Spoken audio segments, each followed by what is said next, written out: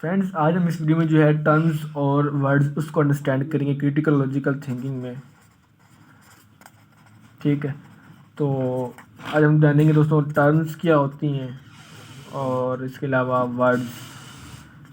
मतलब हम दोस्तों पढ़ रहे थे ना स्ट्रक्चर ऑफ आर्गूमेंट। तो स्ट्रक्चर ऑफ आर्गूमेंट में दोस्तों हमने क्या कहा था प्रीवियस वीडियो में, मैंने कहा था कि इसमें प्रॉपर्टी होती है माइंड की। पहले हमारे पास ये आता है क्या कहते हैं वर्ड, उसको हम वर्ड आता है ना, नहीं सॉरी सॉरी कॉन्सेप्ट था हमारे पास, उसको हमने कहा था ये टर्म की फॉर्म में होता है। फिर हमने कहा जजमेंट, और फिर हमने इसको कहा कि ये हम प्रोपोजिशन होती है। ठीक है, और फिर हमने कहा था कि ये हमारे पास इन्फरेंस होता है, इन्फरेंस, और ये आर्गूमेंट होता है। ठीक है, तो हमने ये इसको स्ट्रक्चर को पढ़ रहे थे दोस्तों, हम स्ट्रक्चर ऑफ आर्गूमेंट। उसमें ये चीज़ें होती हैं, ये हमारे पास माइंड की प्रॉपर्टी है। ठीक है, और ये हमारे लिंग्विस्टिक एक्सप्रेशन है। तो आज दोस्तों हम डिस्कस करेंगे इसको, टर्म को, क्या कि टर्म क्या होती है। ठीक है, तो आइए देखते हैं फ्रेंड्स टर्म एंड वर्ड्स। ठीक है, इसको आज हम दोस्तों जानेंगे actually what is the concept of और what is the understanding of term, के टर्म क्या होता है बेसिकली। ठीक है फ्रेंड्स, आज हम इसको समझेंगे। तो अगर टर्म्स की डेफिनेशन की बात करें तो हम कहते हैं कि जब किसी कॉन्सेप्ट को हम वर्ड की फॉर्म में या लैंग्वेज की फॉर्म में एक्सप्रेस करते हैं तो उसको कहते हैं ये टर्म है। When a concept is expressed in word और लैंग्वेज, ठीक है, इज कॉल्ड टर्म। ठीक है, तो किसी कॉन्सेप्ट को जब हम वर्ड की फॉर्म में, कोई एक लफ्ज़ है, वर्ड है, ठीक है, उसकी फॉर्म में जब एक्सप्रेस करते हैं, वर्ड बोलते हैं, या लिंग्विस्टिक फॉर्म में हम कह सकते हैं, लिंग्विस्टिक एक्सप्रेशन होते हैं ना, ये चीज़ें सारी हमारे पास, ये माइंड की प्रॉपर्टीज़ हैं और ये उनकी लिंग्विस्टिक एक्सप्रेशन हैं। तो जब हम किसी कॉन्सेप्ट हमें दोस्तों जाना था, एक पिक्चर होती है, इमेज होती है माइंड की, वीडियो में डिटेल में डिस्कस किया। अब उस वीडियो जो कॉन्सेप्ट होता है, जब हम उसको कॉन्सेप्ट में कह सकते हैं इमेज जो आपके माइंड में बैठी हुई है, माइंड में स्टोर है, तो उसको जब हम एक लैंग्वेज में या वर्ड में यूज़ करते हैं, एक्सप्रेस करते हैं, तो वो कहलाता है टर्म। ठीक है, तो अब दोस्तों अगर नेक्स्ट इसकी बात करें टर्म की, तो अरिस्टोटल के मुताबिक, अकॉर्डिंग टू अरिस्टोटल, ये कहते थे कि जो टर्म होती है, टर्म वो थॉट का बेसिक यूनिट है। Term is the basic unit of thought. मतलब कोई थॉट है, अब कोई थॉट दे रहे हैं, आर्गूमेंट या रीजनिंग दे रहे हैं, तो उसका बेसिक यूनिट क्या है? टर्म। मतलब टर्म से मिलकर आपको थॉट मिलती है, छोटी छोटी term, unit, term as a unit, unit mean one one one one one. तो इस तरह एक क्या आपके बन रही है, एक चीज़ बन रही है, फॉर्मेशन हो रही है। तो इसी तरह छोटी छोटी टर्म्स मिलकर आपस में कंबाइन होकर थॉट बनाते हैं। ठीक है, तो टर्म क्या है? It is a basic unit, मतलब एक बुनियादी यूनिट है, एक बुनियादी इकाई है। मतलब जैसे होती है ना बिल्डिंग, तो वो इंटों से मिलकर बनती है, इंट मिल के एक बिल्डिंग बनाते हैं। इसी तरह टर्म्स मिलकर क्या करते हैं? थॉट बनाते हैं। टर्म्स जब मिलती हैं तो ये यूनिट है बेसिक, इससे मिलकर क्या बनता है? थॉट बनता है। तो ये अकॉर्डिंग टू कौन है? अरिस्टोटल का ये कहना था। ठीक है फ्रेंड्स, तो अब इसमें हम और कहें तो इसमें हम ये कह सकते हैं, टर्म की अगर बात करें तो it is, we can also say that it is a word, ठीक है, और कॉम्बिनेशन ऑफ वर्ड्स, कि एक वर्ड भी हो सकता है और वर्ड्स का कॉम्बिनेशन भी हो सकता है। मतलब एक वर्ड हो सकता है, दो भी हो सकता है, उसका कॉम्बिनेशन है। तो कॉम्बिनेशन ऑफ वर्ड्स, ठीक है, which is itself, which is by itself, which is itself capable of being used as a subject, ठीक है, और predicate of a proposition। ठीक है फ्रेंड्स, मतलब टर्म क्या होता है? Term it is, you can say that it is a combination of, it is a word और combination of words which is by self capable of being as used as subject और predicate. मतलब ये word भी हो सकता है, words का combination भी हो सकता है, जिससे हम एक सब्जेक्ट के तौर पे यूज़ करते हैं। We use the term as a subject, subject के तौर पे यूज़ कर सकते हैं और प्रेडिकेट के तौर पे भी हम इसको यूज़ करते हैं। ठीक है, तो वो हमारा क्या होता है, हमारे पास ये टर्म होता है। अब दोस्तों ये सब्जेक्ट क्या है, प्रेडिकेट क्या है, अब ये नई चीज़ें इनके बारे में समझते हैं। ठीक है फ्रेंड्स, तो इसके बारे में थोड़ा सा स्टडी करते हैं। तो इसमें हम कहते हैं कि मतलब अगर हमारे पास सबसे पहले हम स्टडी करें सब्जेक्ट प्रेडिकेट का, तो सब्जेक्ट क्या होता है फ्रेंड्स? सब्जेक्ट कहते हैं कि एक वर्ड होता है। ठीक है, जैसे कोई टर्म भी एक वर्ड है, ये वो वर्ड होता है जिसके बारे में कोई चीज़ अफर्म्ड या डिनाई की जाती है। मतलब about which something is affirmed और डिनाइड। मतलब जैसे होता है ना इंग्लिश में सब्जेक्ट काम करने वाला। ठीक है, तो ये उसी तरह का आप समझ लीजिए सब्जेक्ट वही है तकरीबन। अब उस कॉन्सेप्ट रिलेट करें तो मतलब ये वो है जो कर रहा है, इसके बारे में कोई चीज़ क्या की जाएगी, अफर्म्ड की जाएगी इसके बारे में, तो इसके बारे में कोई चीज़ डिनाई की जाएगी। कोई बात इसका रेलिवेंट अफर्म्ड मीन एग्री करना, मतलब कंसेंट देना, उस पर मतलब मान जाना, राज़ी होना, मतलब उसको कबूल करना। और डिनाइड मीन इनकार करना, मतलब उसको रिजेक्ट कर देना। ठीक है, एक्सेप्ट ना करना, इसका मतलब होता है एक्सेप्ट। ठीक है, तो सब्जेक्ट क्या फ्रेंड्स, ये कैसा वर्ड होता है जिसके बारे में कोई चीज़, not can it can be anything, कोई भी चीज़ में उसके बारे में अगर एक्सेप्ट कर रहे हैं या रिजेक्ट कर रहे हैं, तो वो जिस चीज़ के बारे में हम कर रहे होते हैं वो सब्जेक्ट होता है। अभी मैं दोस्तों एग्जाम्पल देता हूँ आपको, पहले इसकी आप डेफिनेशन समझ लीजिए, सब्जेक्ट हो गया। अब हम प्रेडिकेट पे जाते हैं।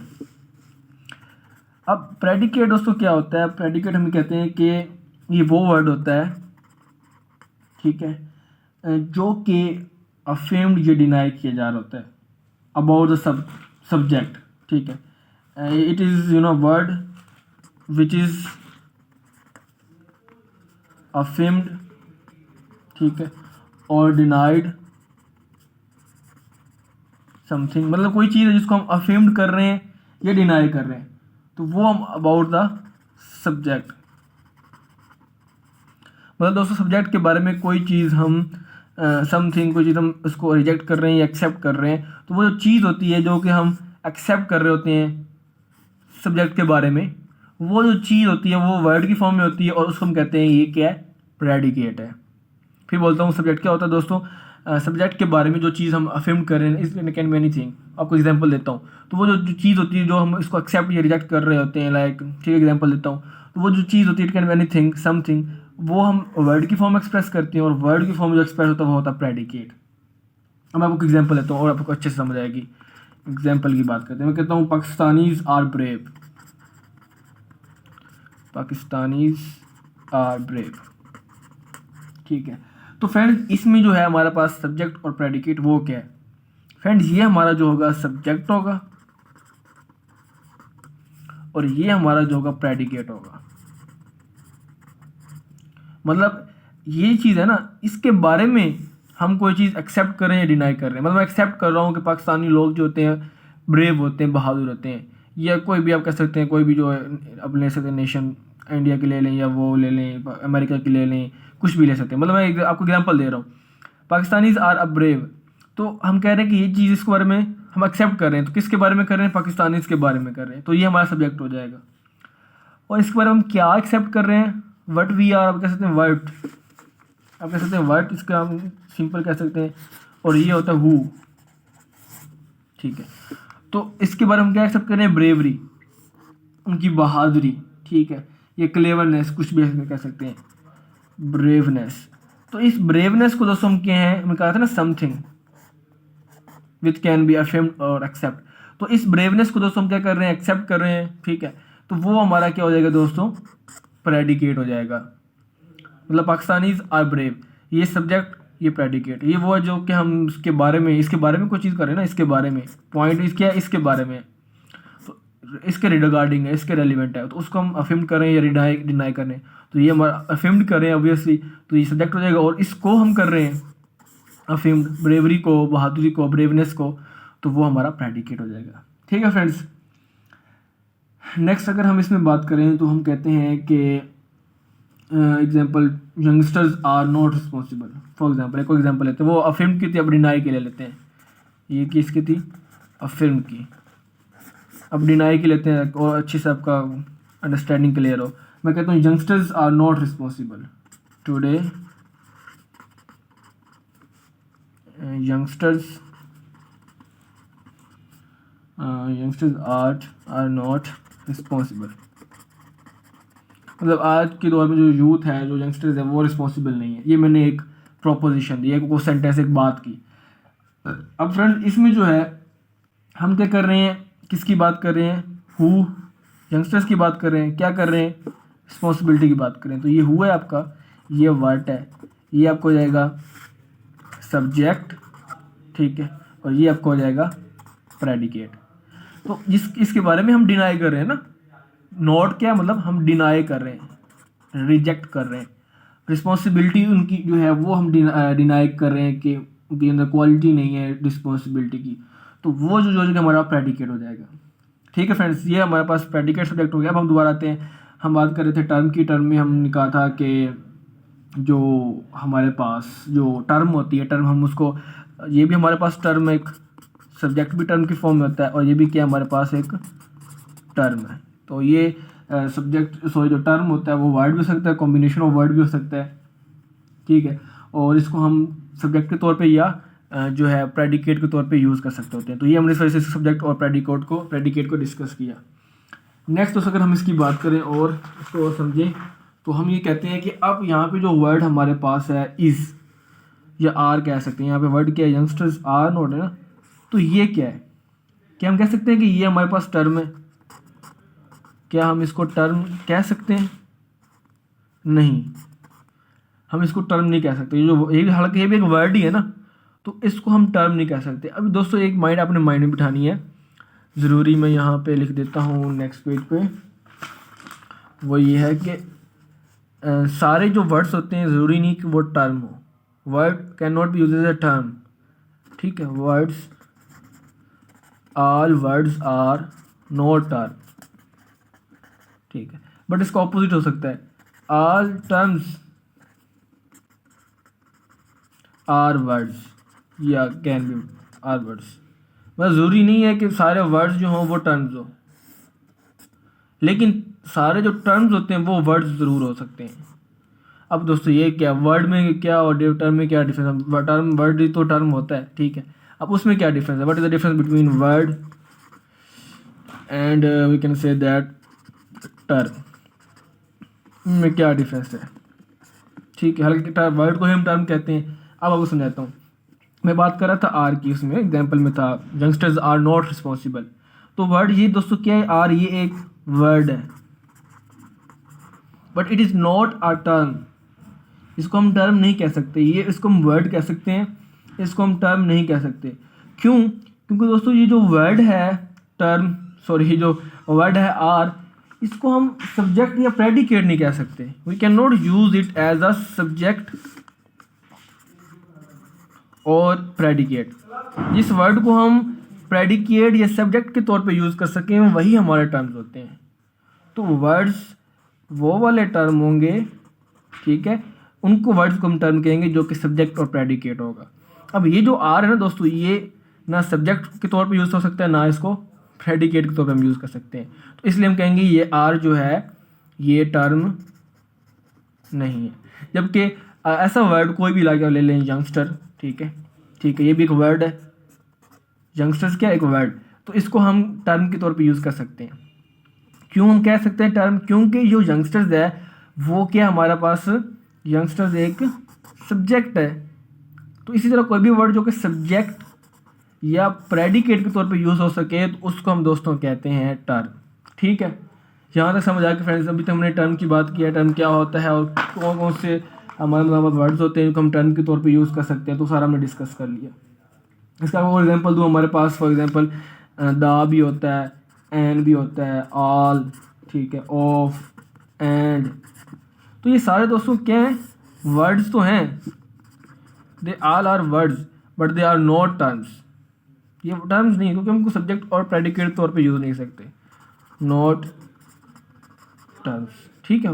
वर्ड्स तो हैं, नो डाउट, लफ्ज़ हैं, ठीक है, लेकिन ये टर्म्स हरगिज़ नहीं है, दे आर नो टर्म्स। ठीक है। तो इसको हम दोस्तों टर्म्स के तौर पे यूज़ नहीं कर सकते प्रोपोजिशन में।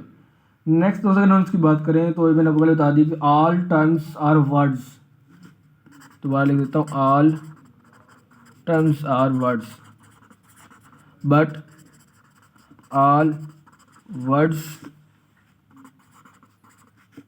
Are not terms. ठीक है, ये आप इसको याद रखिएगा, ये हो गया। तो फ्रेंड्स ये था हमारे पास जो है, हमने समझा टर्म्स को। नेक्स्ट वीडियो में दोस्तों हम जो है टर्म्स की जो है मतलब टाइप्स उसको डिस्कस करेंगे। कैटेगोरोमेट्रिक टर्म्स जो होती हैं, सिंगल कैटेगोरोमेट्रिक होता है, मतलब उसको हम डिस्कस करेंगे, सिंगुलर, जनरल टर्म वगैरह सारा कुछ। तो ये समय भी बेसिक कॉन्सेप्ट है ना, टर्म क्या होती है, कैसे बनती है, इसकी क्या होता है, मतलब कॉन्सेप्ट अंडरस्टैंडिंग क्या है, वर्ड्स की फॉर्म में होता है। तो उम्मीद करता हूँ दोस्तों आपको वीडियो समझ आ गई होगी, आपके माइंड में बैठ गई होगी। तो फ्रेंड्स अगर आपको वीडियो अच्छी लगती है तो हमारे चैनल द सुपीरियर एकेडमी को लाइक करें, सॉरी चैनल को सब्सक्राइब करें द सुपीरियर एकेडमी को, ठीक है। और हमारे जो है वीडियो को लाइक करें, शेयर और कमेंट करना मत भूलिएगा। तो फ्रेंड्स हम मिलते हैं नेक्स्ट वीडियो में, तब तक के लिए गुड बाय।